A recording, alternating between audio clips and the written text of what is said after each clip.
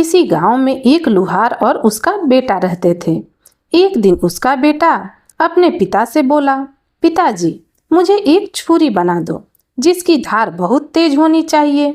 पिता ने बेटे से पूछा, तुम्हें छुरी का क्या करना है? तुम्हें छुरी से क्या काम? अब बेटे ने भी गोलमोल सा जवाब दे दिया, बस मुझे तो छुरी चाहिए। लड़के ने फिर अगले दिन वही बोला और 2-3 दिन तक वही रट लगाए रखी, मुझे तो धारदार छुरी चाहिए। अब पिता को भी उसके लिए एक छुरी बनानी पड़ी। अब लड़के के हाथ में जब छुरी आ गई तो वह शेर हो गया। फिर लगा अपने बाप को ही डराने धमकाने, पिताजी, जल्दी से राज दरबार जाओ और मेरे लिए राजकुमारी का रिश्ता मांग आओ। अब नानुकुर की तो अंजाम बुरा होगा। लोहार बेचारा अपने लड़के से थर थर थर कांपने लगा, क्योंकि लड़कों की आंखों में खून उतर आया था। अब लोहार उस घड़ी को कोसने लगा जब उसने छुरी बना कर दी। अब सोचने लगा कि क्या करूं और क्या ना करूं। एक तरफ कुआं तो दूसरी तरफ खाई। अगर राजा से रिश्ते की बात करने गया तो राजा मुझे मार डालेगा, और नहीं गया तो यह बदतमीज लड़का मुझे नहीं छोड़ेगा। आखिर उसने सोच विचार करके फैसला लिया, इस लड़के के हाथों मरने से तो अच्छा है कि राजा के हाथों मरूं। मैं इस बात से मशहूर तो होकर मरूंगा कि एक लुहार अपने बेटे के लिए राजकुमारी का रिश्ता मांगने गया था। अब एक दिन लुहार अपना जी मजबूत करके राजा के पास गया और अपने बेटे के लिए राजकुमारी का रिश्ता मांगने लगा। अब राजा ने जैसे ही यह बात सुनी तो उसके तन बदन में आग सी लग गई। राजा का मन तो ऐसा किया कि जल्लाद को इसी समय हुक्म देकर राजा का सर कलम करवा दे। लेकिन राजा का वजीर बड़ा ही सयाना था। राजा के कान में कहने लगा, महाराज, इसे मरवा दोगे तो खामखा जंग छिड़ जाएगी, लोग हमारी हंसी उड़ाएंगे और इस बात का बतंगड़ भी बनाएंगे। क्यों ना ऐसा काम किया जाए जिससे सांप भी मरे और लाठी भी ना टूटे। हम इसी से ऐसा सवाल कर डालते हैं कि उसका जवाब यह सारी उम्र न ढूंढ सके। अगर गुड़ देने से यह मर जाए तो जहर देने की क्या जरूरत। और उसके बाद वजीर ने लोहार से कहा कि हम तुम्हारे बेटे की शादी एक शर्त पर कर सकते हैं। अगर तुम्हारा बेटा कोई ऐसा काम करे जो उससे पहले वह काम किसी ने न किया हो, न देखा हो और न सुना हो। अब लोहार शर्त मानकर अपने घर को लौट आया। अपने जिंदा लौटने पर वह बड़ा ही खुश था और अपने भगवान को शुक्रिया भी अदा किया। उसने अपने बेटे को शर्त बताई तो अगले ही सुबह दोनों बाप बेटे गांव को अलविदा कह वे राजा की शर्त को पूरा करने के लिए रवाना हो गए। चलते चलते घने जंगल में पहुंचे तो वहां देखते हैं कि एक शीशम की छांव में एक आदमी बैठा है और उसके चारों ओर जमीन पर पीले रंग के फूल बिखरे हैं। उस आदमी ने चूल्हे में अपनी टांग डाल रखी है और उसके पैर में से तड़ातड़ आग से गोले निकल रहे हैं, और फिर चूल्हे पर खौलते तेल की कढ़ाई रखी है और वह उसमें पकौड़े तल तल के खा रहा है। जब लुहार और उसके बेटे ने यह अजीब सा मंजर देखा तो दिल ही दिल में कहने लगा, अरे, यह काम तो राजा ने ना कभी देखा होगा और ना ही कभी सुना भी होगा। चलो यही सीखते हैं। अब लुहार उस आदमी के पास जाकर कहने लगा, भाई, मेरे बेटे को अपना चेला बना लो, इसे भी इसी तरह से पकौड़े तलना सिखा दो। वह आदमी कहने लगा, तुम आगे जाओ, आगे मेरा उस्ताद बेटा है, वह तेरे बेटे को शायद चेला बना ले, मुझे तो चेला बनाने की अनुमति नहीं है। इतना सुनकर पिता बेटे आगे की ओर चलने लगे और चलते रहे, बिना रुके बिना थके। आगे देखते हैं कि एक पेड़ की छांव में एक आदमी बैठा है और जमीन पर चारों ओर फूल बिखरे पड़े हैं। उसने भी चूल्हे में टांग डाल रखी है और उसके पैर से तड़ातड़ आग जल रही है। चूल्हे पर गर्म तेल की कढ़ाई रखी है और वह जलेबियां तल तल के खा रहा है। जब दोनों बाप बेटे ने यह मंजर देखा तो मन ही मन कहने लगे, अरे बाप रे, यह काम तो पहले वाला काम से भी ज्यादा कठिन है, चलो यही सीखते हैं। अब लुहार उस आदमी से कहने लगा, भाई, मेरे बेटे को अपना चेला बना लो, इसे इस तरह से जलेबियां बनाना सिखा दो। तो वो आदमी कहने लगा, अरे भाई, आगे चले जाओ, आगे मेरा उस्ताद बेटा है, शायद तुम्हारे बेटे को चेला बना ले। मुझे चेला बनाने की अनुमति नहीं है। इतना सुनकर दोनों बाप बेटा फिर से रवाना हुए और आगे बढ़े तो देखते हैं कि एक बेर के घने पेड़ के छांव में एक आदमी बैठा है और उसके चारों ओर सूखे लाल बेर बिखरे पड़े हैं। उसने भी अपनी टांग चूल्हे में डाल रखी है और पांव के एक अंगूठे से आग के गोले निकल रहे हैं। चूल्हे के ऊपर गन्ने से रस भरी कड़ाही रखी है और वह गुड़ बनाकर खा रहा है। लुहार और उसके बेटे ने जब यह देखा तो मन ही मन वही बात कही, अरे बाप रे, यह काम सीखने के इरादे से उस आदमी के पास पहुंच गए। और लुहार ने कहा, अरे भाई, मेरे बेटे को भी इसी तरह गुड़ बनाना सिखा दो और अपना चेला बना लो। वह आदमी कहने लगा, ठीक है, मैं तेरे बेटे को अपना चेला बना लेता हूँ। फिर कहने लगा, ये ले भाई चाबियाँ और सामने उस कमरे में अपने बेटे को बिठा दो और बाहर से ताला लगा देना। अब लुहार ने वही किया जो उस आदमी ने कहा था। वह आदमी लुहार से कहने लगा कि अब तुम अपने बेटे को 2 साल बाद ही लेकर जाना, तुम अब घर जा सकते हो। तो लुहार घर लौट आया, मगर लड़का उधर कमरे में भूखा प्यासा बैठा रहा। पूरा दिन गुजर गया और पूरी रात भी गुजर गई, लेकिन उसके पास वहां कोई नहीं पहुंचा। अब गौर से उस लड़के ने उस कमरे की ओर देखा तो उसके रोंगटे खड़े हो गए। कमरे में हर ओर इंसानी हड्डियां बिखरी पड़ी थी। लड़के ने सोचा, शायद मेरा अंजाम भी यही होगा। अब लुहार का बेटा फूट फूट कर रोने लगा। जब रो रो कर थक गया तो एक कोने में जाकर जमीन पर बैठ गया और दिल ही दिल में कहा, जब तक सांस है तब तक आस है। फिर लड़के ने वहीं से एक बड़ी सी हड्डी उठाई जिसका एक सिरा छुरी के समान ही ज्यादा तेज था और फिर उस हड्डी से वह दीवार को खोदने लगा। अब दीवार से मिट्टी का मलबा बाहर निकलने लगा। आखिर रात दिन की मेहनत रंग लाई और दीवार में बड़ा सा सुराख हो गया। एक आदमी वहां से आसानी से जा सकता था। अब सुराख से निकलकर लड़का दूसरी तरफ से निकला तो दिखता है एक दूसरा ही कमरा उसका इंतजार कर रहा है। वह कमरा खूब सजा था, रेशमी रंग के पर्दे, और वहां पे पर्दे के पीछे एक जाली में से सांस लेते समय बहुत ही सुंदर एहसास हो रहा था। जैसे ही लुहार के लड़के ने पर्दा सरकाया तो उसकी आंखें खुली की खुली रह गई। उसने देखा एक बेहद ही खूबसूरत लड़की बिस्तर पर सो रही है और सांस लेने से उसके जिस्म में भी हरकतें आ रही हैं। काले बाल उसके जिस्म से लिपटे हुए थे। वह कुछ देर आंखें फाड़े उसे देखता रहा। इसी दौरान अचानक लड़की की आंखें खुल गई। पहले तो वह अपने कमरे में एक नौजवान को देखकर घबराई। उधर लुहार का बेटा भी डर गया। फिर लड़की ने उसके चेहरे के भाव पढ़े और कहा, अरे डरने की कोई जरूरत नहीं, यहाँ आकर बैठ जाओ और यह बताओ कि तुम कौन हो और यहाँ कहाँ से पहुँचे और कैसे पहुँचे। यह सब सुनकर लुहार के लड़के की हिम्मत बढ़ी और उसने अपनी सारी कहानी उस लड़की से कह सुनाई। लड़की ने पहले तो उसे कुछ खाने को दिया, फिर कहा, जिसने तुम्हें कमरे में कैद किया था वह मेरे पिताजी हैं, परंतु तुम बिल्कुल भी चिंता मत करो, मैं तुम्हें जादू सिखाऊंगी। लड़की ने कहा।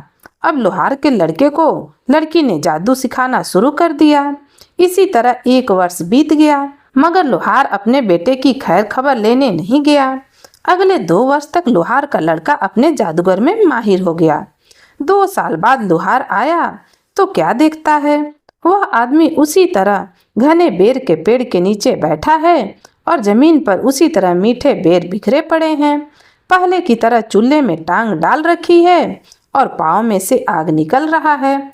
चूल्हे पर वही गन्ने के रस से भरी कढ़ाई रखी है और उसी तरह वह गुड़ बनाकर खा रहा है। अब लुहार ने उसी से पूछा, भाई मेरा बेटा कहाँ है। वह आदमी कहने लगा, मैं तो 2 साल से यहीं बैठा हूँ और गुड़ बना के खा रहा हूँ। ना तो मुझे फुर्सत मिली, ना ही मैंने अंदर जाकर देखा, तो खुद ही कमरे को ताला लगा कर गया था। अब यह ले चाबियाँ और अपने हाथ से ताला खोल ले, फिर अपने बेटे से मिल ले। लुहार ने यह सुना तो उसका चेहरा पीला पड़ गया। सोचने लगा कि अब तो शायद बेटे की हड्डियां ही मिलेंगी। या शायद वो भी ना मिले। अब दिल ही दिल में लुहार उस आदमी को गालियां देने लगा। लुहार उस कमरे की ओर लपका और ताले में चाबी घुमाई तो अंदर बैठी लड़की के कानों में जब ताला खुलने की आवाज पड़ी तो लड़के से कहने लगी, अगर मेरे पिताजी हुए तो हम दोनों को जिंदा नहीं छोड़ेंगे। अब लुहार दरवाजा खोलकर अंदर गया तो कमरा खाली था। दीवार के सुराख में से गुजरकर दूसरे कमरे में पहुंचा तो देखता है सामने एक झूले पर एक खूबसूरत लड़की और उसका बेटा बैठा हुआ है। मरने वाले से तो बचाने वाला बड़ा होता है। अपने बेटे को सही सलामत देखकर लुहार की जान में जान आ गई। उसने दौड़कर अपने बेटे को अपने सीने से लगा लिया और सब बातें जानकर लुहार दंग रह गया, क्योंकि उसके बेटे ने उसे सब कुछ बता दिया। इसी बीच वह लड़की कहने लगी, तुम दोनों एक ही सूरत में जिंदा बच सकते हो। वह यह कि लुहार रोता पीटता बाहर निकल जाएगा और मेरे पिता से यह कहेगा कि हाय रे मेरा जवान बेटा, मेरे जवान बेटे को क्या हो गया। और वह सिसक सिसक कर ये बोलेगा कि मेरा बेटा तो मर गया। अब तुम मुझे इतनी इजाज़त तो दे दो कि उसकी हड्डियों को किसी कपड़े में लपेट कर ले जाऊं। लड़की ने जैसा बताया लुहार ने वैसा ही किया। गुड़ बनाने वाला जादूगर कहने लगा, हाँ हाँ हाँ, हड्डियों को तू ले जा, मुझे हड्डियों से क्या काम।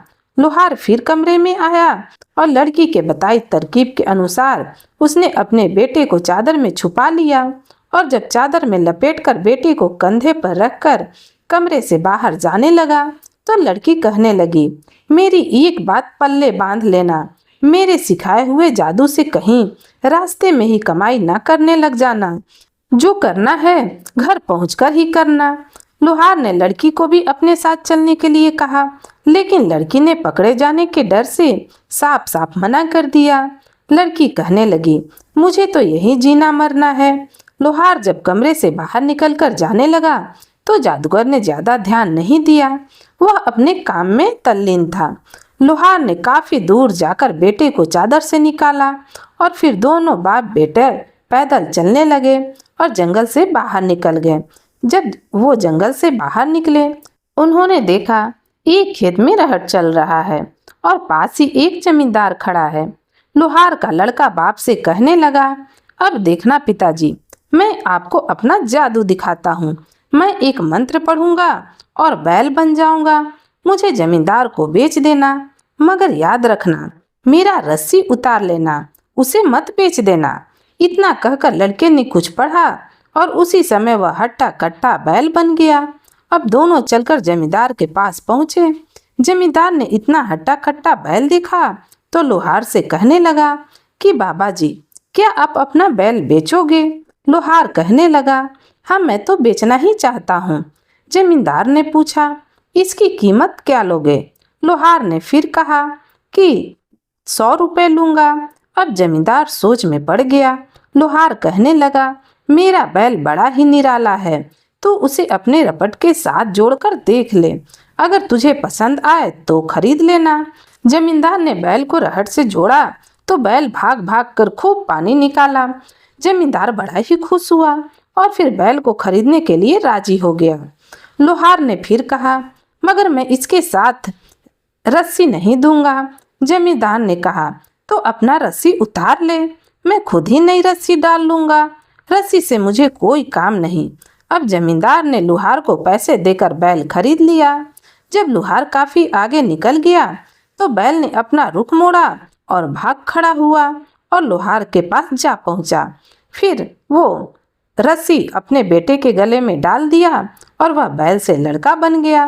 जमींदार बेचारा डंडा पकड़े भागता हुआ लुहार के पास पहुंचा और फिर पूछने लगा, अरे बाबा, तुमने मेरा बैल कहीं देखा है? लुहार ने कहा, अरे अभी तो मैं बैल तेरे को बेच के आया हूँ, मुझे क्या पता। अब बेचारे जमींदार को तो कुछ मालूम भी नहीं था कि लुहार ने उसके साथ छल किया है। अब जमींदार वापस लौट आया। दोनों बाप बेटे ने जादूगर की बेटी की बातों को ध्यान में नहीं लिया और रास्ते में ही जादू से कमाई करना शुरू कर दिया। उधर जादूगर को पता चला कि लुहार का बेटा जिंदा है और उसकी कैद से फरार हो चुका है। उसे पता चल गया कि उसकी लड़की ने ही उसे जादू सिखाया है। अब जालिम जादूगर ने जादू के जोर से एक बूढ़े फकीर का रूप धरा और दोनों बाप बेटों से पहले ही आगे रास्ते पर जाकर बैठ गया। अब लोहार के बेटे को पहली बार में इतनी बड़ी सफलता हाथ लगी थी, इसलिए उसने फिर दोबारा सोचा कि इसे मैं अपनाऊं। अब की बार उसने ऊंट बनने का फैसला किया और अपने पिता से कहने लगा, पिताजी, अब की बार तुम मेरे 500 रुपए मांगना, लेकिन याद रहे मेरे साथ नकेल हरगिज ना देना। इतना कहकर लोहार के लड़के ने मंत्र पढ़ा और ऊंट बन गया।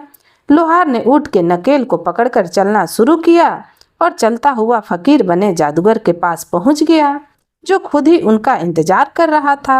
अब फकीर ने लोहार से पूछा, बाबा जी, क्या आप ऊंट बेचना चाहते हैं? फकीर ने तो लोहार के दिल की बात कह दी और फौरन कहने लगा, हाँ हाँ, बेचना चाहता हूँ। फकीर ने पूछा, ऊंट का कितना लोगे? लोहार ने कहा, पूरे 500 लूंगा। फकीर ने उसी समय 500 निकालकर लोहार के हाथों में थमा दिया। अब लोहार को याद आया, फिर कहने लगा, मुझे केवल ऊंट ही देना है, उसकी नकेल नहीं देनी है। फकीर तो खुद ही जादूगर था, उसे सारा माजरा पता था और वो कहने लगा, मैंने तुम्हें मुंह मांगी कीमत दी है। अब मैं ऊंट को नकेल के साथ ही खरीदा हूँ, इसलिए नकेल तो तुम्हें देनी ही पड़ेगी। अब उनके बीच में नकेल को लेकर काफी तू मैं होने लगी। सारा कोई राह चलता भी देखता तो उनके पास आकर रुक जाता। खेतों में काम करने वाला किसान वहां आकर ठहर गए और देखते ही देखते भीड़ इकट्ठी हो गई। फकीर ने भी भीड़ को देखते हुए कहा, तुमने आज तक यह सुना है कि कोई जानवर बेचने के बाद उसका रस्सा भी उतारता है? यह देखो, यह आदमी मुझे ऊंट की नकेल नहीं दे रहा है और मैंने इसे मुंह मांगी कीमत भी दी है। अब जरा सी नकेल के लिए मुझसे झगड़ा कर रहा है। फकीर की बातों में दलील थी। सब लोगों को पता चल गया कि यह महज एक नकेल को लेकर लड़ाई हो रही है। अब सब लोग लोहार को झूठा कहने लगे। इतने लोगों के सामने लोहार की कोई न चली और न चाहते हुए भी उसे नकेल के साथ ऊंट को छोड़ना ही पड़ा। अब फकीर तो जादूगर था ही, नकेल पकड़कर खुशी खुशी उछल पड़ा। लड़का अब जादूगर के कब्जे में आ चुका था। जादूगर के हाथ आने पर ऊंट बना लड़का तो नहीं बन सकता था, मगर उसने मंत्र पढ़ना शुरू किया और कबूतर बनकर उड़ गया। जादूगर के हाथ से नकेल का एक सिरा फट से नीचे गिर गया। उसने पीछे देखा तो ऊंट का नामो निशान नहीं था और नकेल जमीन पर सरक रही थी। अब जादूगर भी उसी समय जल्दी से समझ गया और वह बाज बनकर कबूतर के ऊपर उड़ने लगा। लेकिन लड़के को भी जादूगर की बेटी ने सब कुछ सिखा दिया था। कबूतर ने भी जब नीचे देखा तो गांव की कुछ औरतें एक गड्ढे से चिकनी काली मिट्टी निकाल रही थीं ताकि अपने घरे को लीप सकें। इससे पहले कि बाज कबूतर को अपने पंजों से पकड़ता, लड़के ने जल्दी से मंत्र पढ़ा और मेढक बन गया और फिर उसी गड्ढे में जाकर गिर गया जहां से औरतें चिकनी मिट्टी निकाल रही थीं। जादूगर भी बगुला बन उड़ गया और उड़ता उड़ता उस गड्ढे में जाकर उसे तलाशने लगा। तभी एक नौजवान लड़की अपने हाथों से उसी गड्ढे से मिट्टी निकाल रही थी। लड़के ने फिर से मंत्र पढ़ा और फौरन छल्ला बनकर लड़की की छोटी सी उंगली में अटक गया। अब थोड़ी देर बाद सभी औरतें मिट्टी लेकर अपने घरों की ओर चल पड़ी। बगुला भी उनके साथ साथ उड़ने लगा। जैसे ही लड़की अपने घर पहुंची तो जादूगर जल्दी से फकीर बन गया और लड़की की चौखट पर आकर आवाज लगाने लगा। लड़की आटा लेकर चौखट पर आई तो फकीर ने कहा, बेटी, मुझे तो आटा नहीं लेना है, मुझे तो यह छल्ला लेना है जो तेरे दाएं हाथ की छोटी उंगली में डला है। अब लड़की को इस बात पर गुस्सा आ गया और कहने लगी, अच्छा, तो तुम्हें अब अपनी पसंद की चीज भी चाहिए? और यह जोर जोर की आवाज़ें लड़की की माँ के कानों में पड़ी तो वह भी दरवाजे पर आ गई। जब उसे पता चला कि बेटी एक फकीर से उलझी है तो इस बात पर माँ बड़ी ही नाराज हुई और लड़की की माँ कहने लगी, अरे तू तो मिट्टी लेने गई थी, यह छल्ला कहाँ से पहनकर आ गई? बता, यह छल्ला किसने दिया? जल्दी से इसे उतार फेंक। अब तो तेरे बाप से कहकर तेरे हाथ पीले करवाने पड़ेंगे। अब लड़की बेचारी घबराकर अपनी उंगली से छल्ला उतार फेंका। फकीर तो इसी इंतजार में आके खड़ा था। उसने छल्ला उठाने के लिए हाथ आगे ही बढ़ाया तो लड़का छल्ले से फिर कबूतर बनकर उड़ गया। अब जादूगर फिर फकीर से बाज बनकर उसे पकड़ने के लिए उसके पीछे पीछे उड़ने लगा। उड़ते उड़ते राजा का महल आया और दोनों उस पर उड़ने लगे। उसी समय राज दरबार भी लगा हुआ था और लड़का उड़ते उड़ते सोने का तार बनकर राजा के ताज पर आ गिरा। जादूगर फिर फकीर बनकर राजा के सामने खड़ा हो गया और राजा से कहने लगा कि मुझे कुछ भिक्षा दे दीजिए। राजा ने कहा, मांगो, क्या मांगना चाहते हो? फकीर ने कहा, महाराज, आपके ताज के ऊपर एक सोने का तार पड़ा है, वह मुझे चाहिए।